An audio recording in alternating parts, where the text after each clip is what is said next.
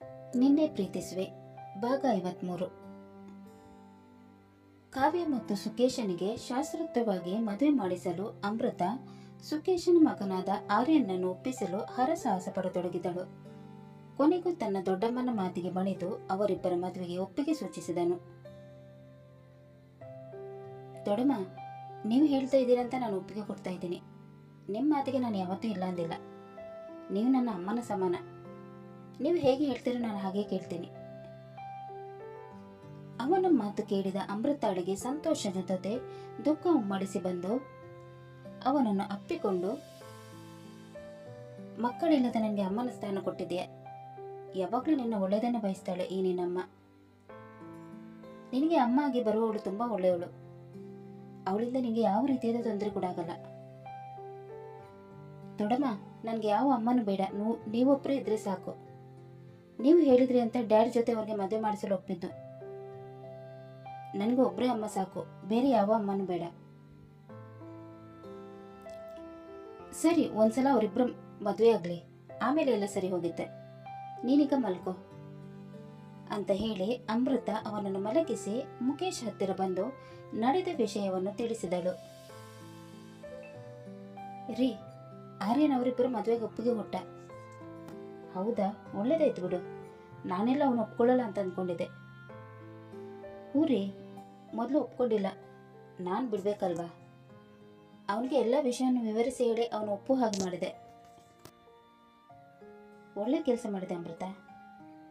ಪುರೋಹಿತರು ಬರೀ ಹೇಳಿದ್ದಾರೆ, ನಾಳೆ ಅವರಿದ್ದಲ್ಲಿ ಹೋಗಿ ಮದುವೆ ಡೇಟ್ ಫಿಕ್ಸ್ ಮಾಡಿಸ್ಕೊಂಡು ಬರಬೇಕು.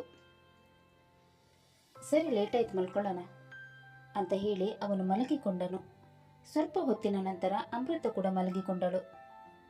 ತನ್ನ ರೂಮಲ್ಲಿದ್ದ ಸುಕೇಶನಿಗೆ ತನ್ನ ಮಗ ಆರ್ಯನ್ನದ್ದೇ ಚಿಂತೆಯಾಗಿತ್ತು. ಮದುವೆಯಾಗಿದ್ದೀನಂತ ಆರ್ಯನ್ಗೆ ಒಂದು ಮಾತು ಕೂಡ ಹೇಳಿಲ್ಲ. ಅವನು ನನ್ನ ಬಗ್ಗೆ ಏನು ಅಂದ್ಕೊಳ್ತಾನೆ ಏನೋ.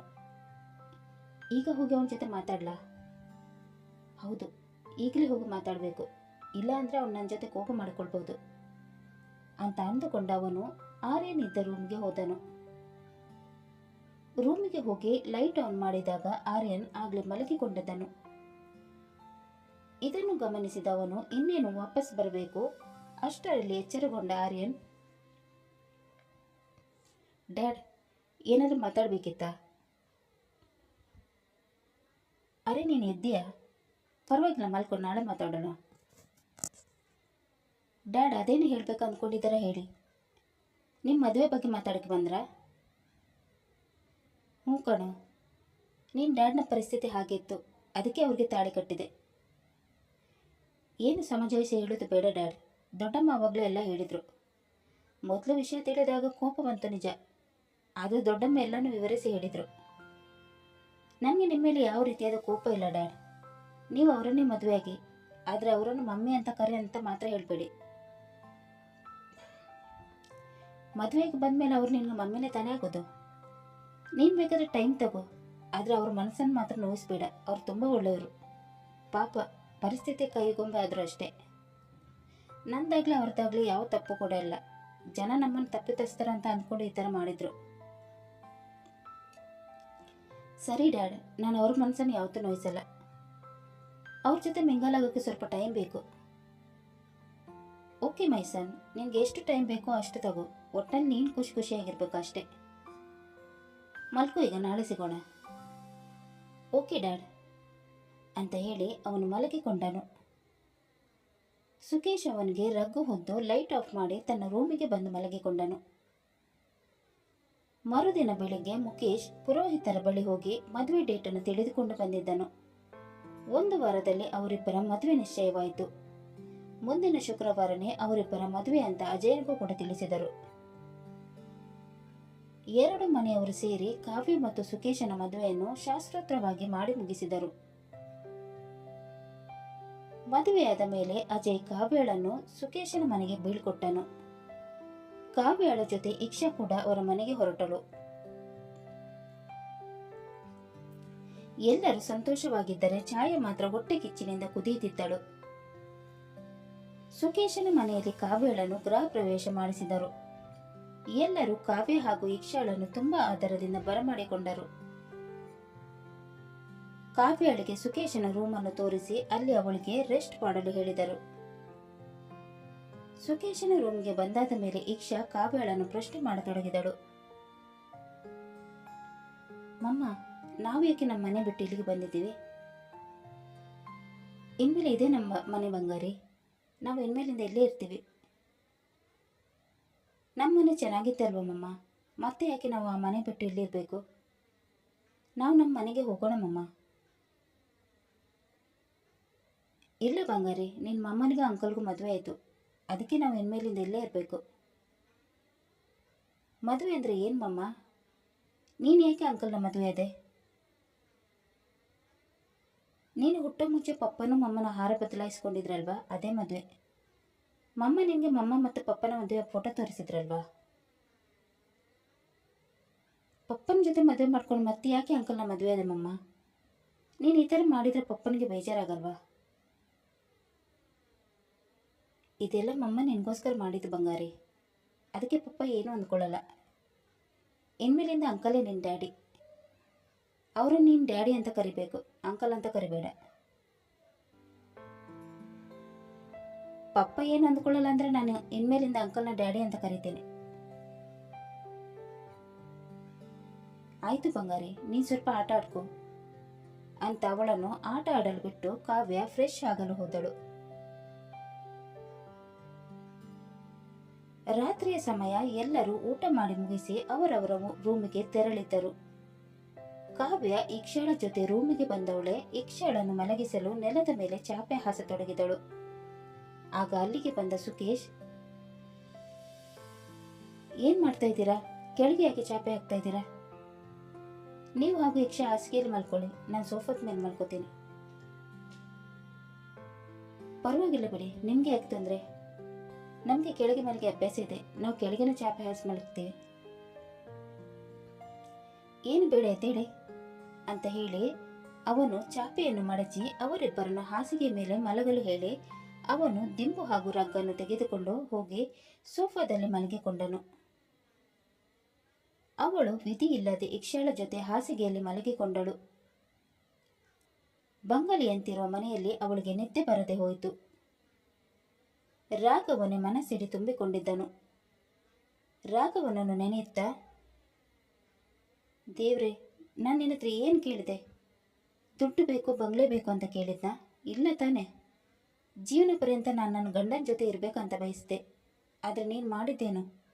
ನನ್ನ ಗಂಡನನ್ನು ನನ್ನಿಂದ ಕಸಿದ್ಕೊಂಡ್ಬಿಟ್ಟೆ. ನಾನು ನಿನಗೆ ಏನು ದ್ರೋಹ ಮಾಡಿದೆ ಅಂತ ನನಗೆ ಈ ರೀತಿ ಶಿಕ್ಷೆ ಕೊಟ್ಟೆ? ಅಷ್ಟು ಸಾಲದು ಅಂತ ನನಗೆ ಕ್ಯಾರೆಕ್ಟರ್ಲೆಸ್ ಅನ್ನೋ ಪಟ್ಟ ಕಟ್ಟಿ ಇನ್ನೊಂದು ಮದುವೆ ಮಾಡಿಸಿದೆ. ನಿನಗೆ ಇದು ನ್ಯಾಯನ ದೇವರೇ? ಇಷ್ಟ ಇಲ್ಲದಿದ್ದರೂ ನಾನು ಇವ್ರ ಜೊತೆ ಸಂಸಾರ ಮಾಡಬೇಕು. ಇನ್ನು ಏನು ಶಿಕ್ಷೆ ಕೊಡಬೇಕಂತ ಅಂದ್ಕೊಂಡಿದ್ಯಾ ಅಂತ ಮನಸ್ಸಿನಲ್ಲಿ ತನಗೆ ತಾನೇ ಹೇಳಿಕೊಳ್ಳುತ್ತಾ ಅಳತೊಡಗಿದಳು. ಸ್ವಲ್ಪ ಹೊತ್ತಿನ ನಂತರ ಅವಳಿಗೆ ನಿದ್ದೆ ಬಂದುಬಿಟ್ಟಿತು. ರಾತ್ರಿ ಸುಮಾರು 2 ಗಂಟೆ ಹೊತ್ತು ಸುಕೇಶನಿಗೆ ಎಚ್ಚರವಾದಾಗ ಬಾಯಾರಿಕೆಯಾಗತೊಡಗಿತು. ನೀರಿನ ಬಾಟಲಲ್ಲಿ ನೀರು ಇಲ್ಲದ ಕಾರಣ ಅವನು ಅಡಿಗೆ ಮನೆಗೆ ಹೋಗಿ ನೀರು ಕುಡಿದು ನಂತರ ಬಾಟಲಲ್ಲಿ ನೀರು ತುಂಬಿಸಿಕೊಂಡು ಬಂದು ಇನ್ನೇನು ಮಲಗಬೇಕೋ ಅಷ್ಟರಲ್ಲಿ ಅವನ ದೃಷ್ಟಿ ಕಾವ್ಯಳ ಕಡೆ ಹೋಯಿತು. ಕಾವ್ಯ ರಗ್ಗು ಹಾಗೂ ದಿಂಬು ಇಲ್ಲದೆ ಹಾಗೆಯೇ ಮಲಗಿಕೊಂಡಿದ್ದಳು. ಅದನ್ನು ನೋಡಿದ ಸುಕೇಶ ಅವಳ ಹತ್ತಿರ ಬಂದು ನಿಧಾನಕ್ಕೆ ಅವಳ ತಲೆಯ ಕೆಳಗೆ ದಿಂಬು ಇಟ್ಟು ಅವಳಿಗೆ ರಗ್ಗು ಹೊದಿಸಿ ಆದ ಮೇಲೆ ಸೋಫಾದಲ್ಲಿ ಹೋಗಿ ಮಲಗಿಕೊಂಡನು. ಸೋಫಾದಲ್ಲಿ ಮಲಗಿದವನು ಒಂದು ಕ್ಷಣ ಅವಳನ್ನೇ ದಿಟ್ಟಿಸಿ ನೋಡತೊಡಗಿದನು. ಸ್ನಿಗ್ಧ ಸೌಂದರ್ಯ, ಒಂದು ಸಲ ನೋಡಿದ್ರೆ ಇನ್ನೊಂದ್ಸಲ ನೋಡ್ಬೇಕನ್ಸುತ್ತೆ.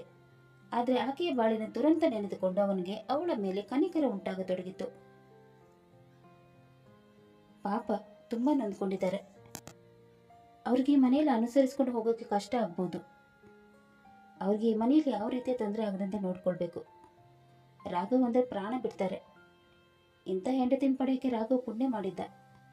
ಆದರೆ ಅವನ ಹಣೆ ಬರ, ಅವನಿಗೆ ಇವ್ರ ಜೊತೆ ಜಾಸ್ತಿ ದಿನ ಬಾಳೋ ಅವಕಾಶ ಸಿಕ್ಕಿಲ್ಲ. ಕಾವ್ಯ ಮುಂಚೆ ಹೇಗೆ ಖುಷಿ ಖುಷಿಯಾಗಿದ್ರು ಹಾಗೆ ಅವರನ್ನು ಖುಷಿ ಖುಷಿಯಾಗಿ ನೋಡ್ಕೊಳ್ಬೇಕು.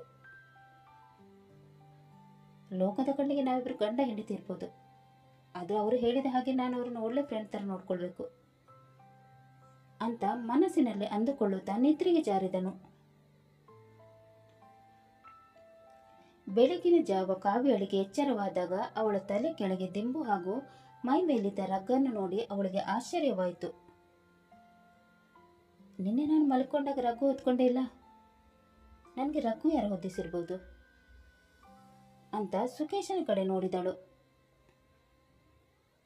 ಚಿಕ್ಕ ಮಕ್ಕಳಂತೆ ಮುದುಡಿಕೊಂಡು ಮಲಗಿದ್ದನು. ಈ ಕೆಲಸವನ್ನು ಅವನೇ ಮಾಡಿರಬೇಕು ಅಂತ ಅಂದುಕೊಂಡು ಅವಳು ಮುಖದಲ್ಲಿ ನಗು ತಂದುಕೊಂಡು ಫ್ರೆಶ್ ಆಗಲು ಹೋದಳು.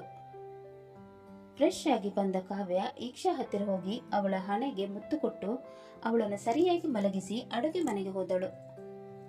ಅಷ್ಟರಲ್ಲಿ ಅಮೃತ ಕೂಡ ಅಡುಗೆ ಮನೆಗೆ ಬಂದಿದ್ದರು. ರಾತ್ರಿ ನಿದ್ದೆ ಬಂತ ಕಾವ್ಯ? ಹೇಗನ್ನಿಸ್ತಿದೆ ಈ ಮನೆ? ಅಕ್ಕ ಎಲ್ಲ ಹೊಸದಲ್ವಾ, ಒಂದೆರಡು ದಿನ ಎಲ್ಲ ಸರಿ ಹೋಗುತ್ತೆ. ನಿನ್ನ ಮನೆಯಲ್ಲಿ ಹೇಗೆ ಇದೆಯೋ ಇಲ್ಲಿ ಕೂಡ ನೀನು ಹಾಗೆ ಇರ್ಬೋದು. ಇಲ್ಲಿ ನಿನ್ಗೆ ಯಾರು ಏನು ಪ್ರಶ್ನೆ ಮಾಡಲ್ಲ. ಆಗಿದ್ದು ಆಗಿ ಹೋಯ್ತು, ಅದನ್ನೇ ಮನಸ್ಸಲ್ಲಿ ಇಟ್ಕೊಂಡು ಕೊರಗಬೇಡ. ಈ ಮನೆಯಲ್ಲಿ ಎಲ್ಲ ಕೆಲಸ ಮಾಡೋಕ್ಕೆ ಕೆಲಸದವರಿದ್ದಾರೆ. ಆದರೆ ಅಡುಗೆ ಹಾಗೂ ಬೆಳಗಿನ ತಿಂಡಿ ನಾನೇ ಮಾಡೋದು. ಈ ಮನೆಯಲ್ಲಿ ನನ್ನ ಕೈ ಊಟನೇ ಎಲ್ಲರಿಗೂ ಇಷ್ಟ ಆಗೋದು. ಹಾಗಾಗಿ ನೀನು ನನಗೆ ಅಡುಗೆ ಕೆಲಸದಲ್ಲಿ ಹೆಲ್ಪ್ ಮಾಡಬಹುದು. ಅಕ್ಕ, ನೀವು ಯಾಕೆ ತೊಂದರೆ ತಗೋತೀರಾ? ಅಡುಗೆ ಕೆಲಸ ಎಲ್ಲ ನಾನೇ ಮಾಡ್ತೀನಿ, ನೀವು ಆರಾಮವಾಗಿರಿ. ಬೇಡ ಬಿಡು, ಇಬ್ಬರು ಒಟ್ಟಿಗೆ ಸೇರಿ ಅಡುಗೆ ಮಾಡೋಣ.